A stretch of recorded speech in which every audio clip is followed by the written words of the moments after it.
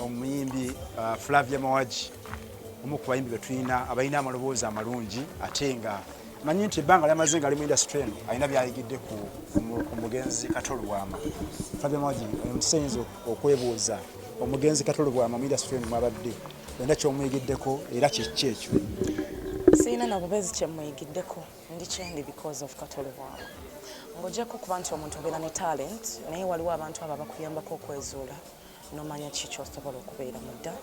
Nti nze bwe natandika nga sinnaba kumanya nti nsobola n'okuyimba, Katolo Bwama yaŋŋamba nti you're one of the most talented women oba girls betulina mu industry eno, naye simanyi oli kasiru, you know, bye bigambo byabadde ng'atera okukozesa naye nga abatakuvuma abatakuvoola n'endowooza bigambo bye nga bw'atera okubikozesa. So ndi kyendi kubanga Katolo Bwama art mu kuzannya emizannyo nze natandikira wa Katolo Bwama ku Royal Theatre ng'ekyaliwo. So basically byonna byendi ndi wa Katolo Bwama. Bwe twogera ku Flavia Mawaji badde baga nti omugenzi adde alina ebigambo bye naye nga bamu bagamba nti ebigambo bye busawe byadde akola ate badde biyamba abalala okutuusa talenti zaabwe mu maaso. Kigambo kiyinza okulowooza kati kye yagamba n'oga nti kino kyanyamba okusiba ekitundu kyange. Anti ekyo nga bwe nkugambye nti yaŋŋamba nti I am one of the most talented girls mu Uganda wano eno. Kati buli lw'otuula wansi n'ofumiitiriza n'ogamba naye ekigambo most kiba kisukkulumye ku bintu ebisinga. Neŋŋamba okay, sigenda kumuswaza kankole kyensobola nsobola omusanyusa era nga wembadde ntuuse abadde nga ajja ŋŋamba nti kati ogenda nina wenkwagala olina okubeera owakabi kubanga oli wakabi, you know. Kinkoze bubi nti essaawa eno gye yayagala ntuuke situuseeyo. Katolo Bwama abadde musajja musanyusa era nga bangi abasanyusa mu ngeri ey'enjawulo. Oyinza tunokola ebigambo kibuga nti badde bukunyumira Katolo Bwama ng'abwogera. bingi nti ye muntu bwe twabeeranga ne ku theatre kale bingi because olugendo luwanvu lwentambudde ne Katolo nze ng'asinga kunyumira nga ŋŋamba kawula kasiru tekalina magezi kati nga nze nseka busesi because kibadde kinsesa okuŋŋamba sina magezi but at the end of the day ng'ate akimanyi bulungi nnyo nti okola ki nti ogalina era nga byonna byokola obikola because ogalina. Tewaliyo omuntu n'oyo gwe bagamba ne mu kibiina bwe twabeeranga tusoma ng'omuntu asembayo asembye bwe bamuyita ng'asembye era yabangako n'ebintu ebimu byatuuse nti afunye 01 oba 02 eyo 1 oba 2 aba akimanyi kitegeeza naye aba mugezi.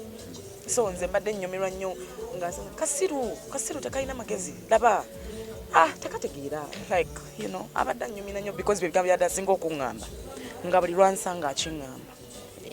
Olabayo Katolo Bwama omulala anajja? Abantu mwebali lwakuba nti nno ebiseera ebisinga tubaako ne saako ziffe mwe tutambulira nti abamu babeera gye bali n'otamumanya n'otafuna chance emutegeera naye nga mwebali abantu abalungi. Katonda tasobola kutonda muntu omu nga ye mulungi nga bwe kiri nti nno wabeerawo ababi n'abalungi. Ababi gye bali eyo nga babatenda eyo nga sibamanyi n'abalungi gye bali era nga sibamanyi. Definitely mwebali bangi.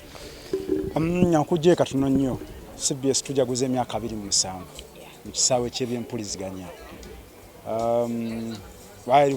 Nakuze mwezi 22 ogw'omukaaga 1996 kati emyaka 27. Simanyi gwe CBS oyinza gyogerako ki ogyogerako ki? Bannange nze CBS okuyimba kwange CBS nti n'omuntu eyampa akayimba akasooka ali mu CBS. Omukulu Mulemi Julius ali mu CBS ye yagula na parking n'asasula studio yampa transport agenda ku studio nampa sente z'okulya kw'olwo lunaku n'asasula writer buli kimu.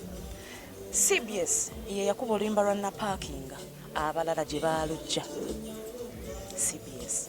Kati nze CBS mba ngenze waka era kyo nkyogera buli lunaku olukya nti ne bwe ntuuka ku CBS mpitawo buyisi abakajja mu CBS abasangibwawo bonna bammanyi kubanga wembadde ate nze nali nkoleddewo kwakiika embuga.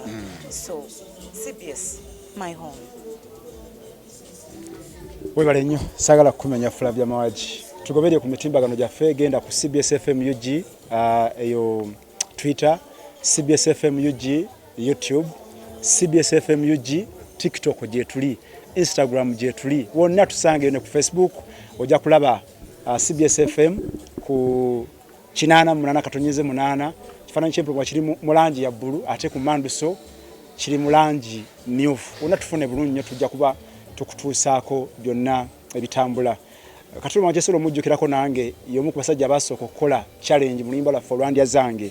Era byansanga wali nanga nti asendege yaggo ojja kuyimba nno nempereza akayimba akampere Ddumba Julius badde atambula nnyo naye Ddumba Julius oyo n'akola mu challenge mu ndya zange oluyimba olwatambula nnyo olwa Katuluma naye nga lwansanga ye abadde akozesa ekigambo ky'okujerega namujjako interview ku masengera awo nemuga Katuluma wava mu parliament okola ki nagali ekisirusiru sibiddamu ebyo naye nga amaliriza akuzemu buli kimu era nga kulaga ina byatembe yakati akola kyonna kino kalabadde musajja muzibu nnyo okuzuula nti azikawo Katuluma amandooza abadde tuyinza omuyita etterekero ery'ebyensanyu ery'obuyiiya mu ggwanga so tulinga abafiiriddwa encyclopedia ebyensanyusa eby'obuyiiya mu ggwanga wano kale tujja kutuusa akabalala aboogera ku mugenzi Katulubwama abadde naye era tukyali wano Mutundwe mu maka g'omugenzi omulongo Katulubwama. CBS FM.